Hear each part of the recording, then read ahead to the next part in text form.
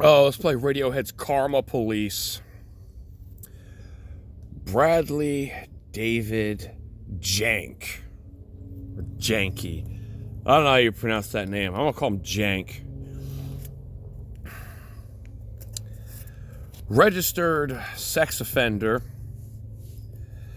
And not just registered sex offender. The reason he is because he was trying to have a private meetup with what he thought was a 14-year-old girl and turned out to be an undercover cop. Let's talk briefly, because I only have so many clues and Hot and Ready Pizza is going to drop the full tea later on tonight. So let's play the detectives game. Let's play Clue and see if I can piece together what happened here. Let's see how correct I am. Let's get into it. And yeah. So, Snyper. Snyper. Snyper. What's really funny is I just heard his name spoken in voice at first. But I was thinking about it and I'm like, I bet this person did not spell it correctly. I bet they used a letter Y in it. And it turns out that I was correct on that off the bat. So just want to say that my detective's intuition as to how people's brains work is already shaping up to be pretty good, okay?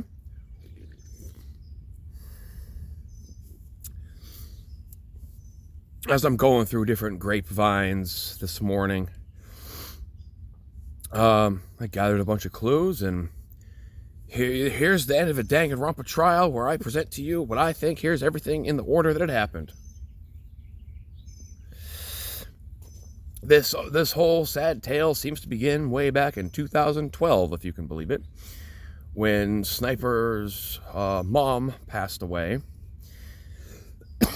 His father was distraught and gave Sniper access to the family, union bank accounts, which also included access to two of his father's retirement funds. Sniper stole $56,000 out of his father's retirement funds, and kind of within the same time frame that he is doing this, and he confessed that he was stealing the money to buy drugs, by the way, just to put that out there.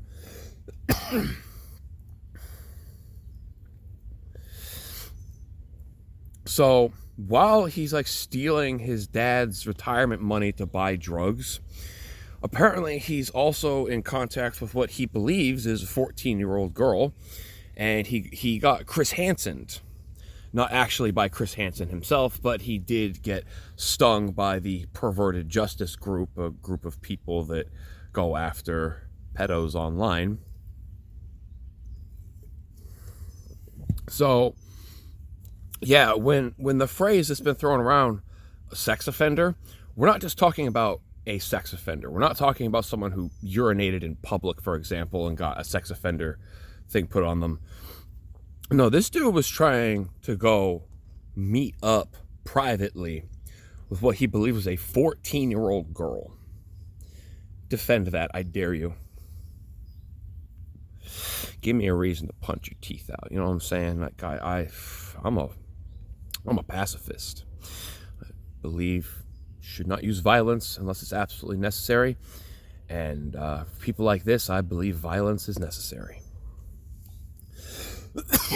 In the article, the dad is even saying, "Oh man, I must have raised him wrong. I don't know what I did wrong." I'll tell you what you did wrong. Now, I'm not saying you should spank every kid or nothing like that. Some kids respond so poorly to being spanked that it can destroy them, actually. I'm not saying that there's not like a universal parenting method that just works, but I would say if your son got to 30 years old and you never had to chokehold him, you never had to pin him on the ground, you never got in a tussle with him or anything like that, this is clearly a person who is only going to learn by getting some of their teeth knocked out, and you should have punched him in the face a few times before he did these things. You were too nice. That is my opinion. So, This is all stuff Homeboy has done in the past. He was incarcerated for these crimes. It seems that he got out around 2023. Right around the time that Horizon started. Oh, a good place to have a fresh new start type thing, right? So, I don't know. Like this dude has only been out of incarceration for a short time. And then he, this is a person who has robbed his own father's retirement savings. Okay? This dude, he starts the whole poor me thing. I need money. Everything's bad. And there's a GoFundMe. It's going around a link shell. And then all of this comes to light, and everyone kind of has second thoughts about, should we really be giving money on a GoFundMe to a freaking pedophile who robbed his dad?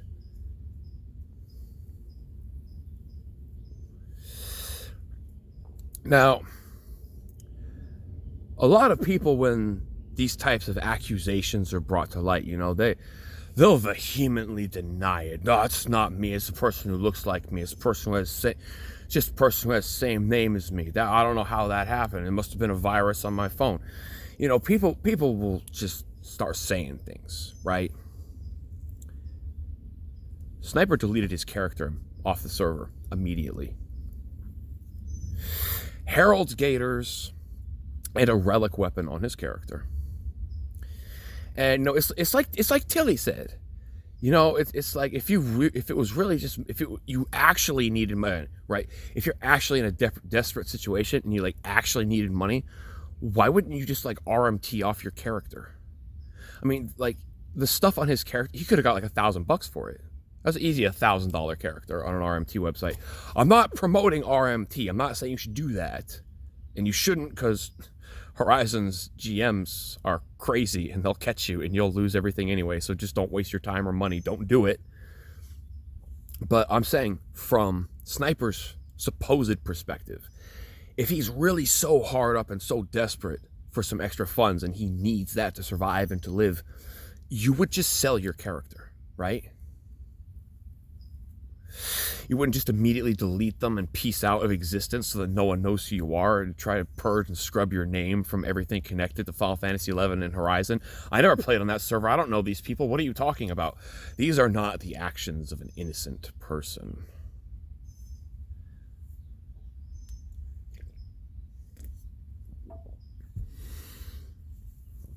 So here's, we're speaking psychologically, criminal mind, police, psychology type thing, right? Here's the big red flag for, I think, a lot of us who, understand this, is that criminals repeat their offenses. Even if they're caught, even if they're punished, they repeat what they did. He already robbed his father and intended to use the money to buy drugs. More than likely, in that regard, the GoFundMe money was probably so that he could go purchase some drugs, drive to another city, and resell them for 4 times the money. That's probably what he's been doing for a while. What about the other offense he did, though? Is he going to repeat that? You know what I'm saying? I don't know. I mean, like, I see a pattern with these types of people. You know what I'm saying? Like, I'm pretty sure he's on Roblox right now. You know what I'm saying? Just like Enemy Crab. Anyway. Yeah, so this guy was just a mountain of scumbaggery, douche nozzle, vomit in the first place. But then you add on, it's like, wait, he was trying to do what with little kids? Oh, on top of everything else. So you got to ask yourself, has he been doing the Enemy Crab thing? I'm just saying, man. I mean, I don't know if any of that has happened in 11. I'm going to say, I don't know. I don't have any factual evidence to prove that's the case. I don't know if such evidence exists. If it does, it shouldn't be publicly disclosed anyway because it involves children. So don't worry about that, I guess. But I can say with certainty from what I know about the criminal mind that he's not just going to suddenly stop trying to do that, unfortunately. So, you know, probably unlikely that he'll go to Phoenix. I don't think he's that stupid. You know, he's like Enemy Crab. They're just gonna go to completely different games, change their names, all that. But yeah, it's just one of those disgusting things where you realize, like, oh man, this is the kind of person we've been playing a game with this whole time. Holy frick.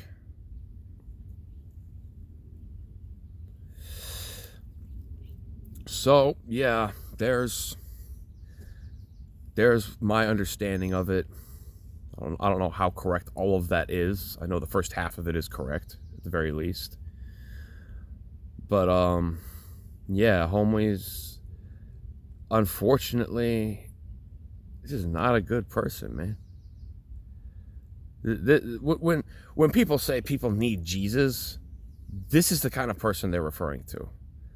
Because, like, the legal system, the justice system, the corrections department ain't fixing this person. The only thing that's going to be able to help a person like this change out of their ways is the miraculous redemptive power of Jesus Christ. And I can't imagine anything else being or having any kind of effect on a person like this. Because, you know, you see it all the time in prisons, man. All kinds of people actually, you know, they're like, oh man, I just needed Jesus, man. Everything. I feel like I have direction and purpose in my life now. This is what's up. And people better. And like, for real, dude, like,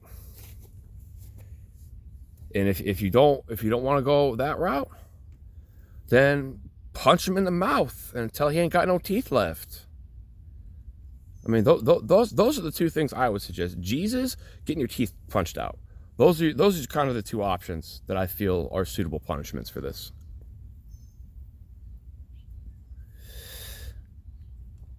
I would pick Jesus. I don't. I'd probably prefer to keep my teeth. Anyway, yeah. Thank y'all for listening. That's the tea. Let's see if it's spilled correctly, I guess. Y'all have a good one. Try to be good to each other. God bless. I'm out.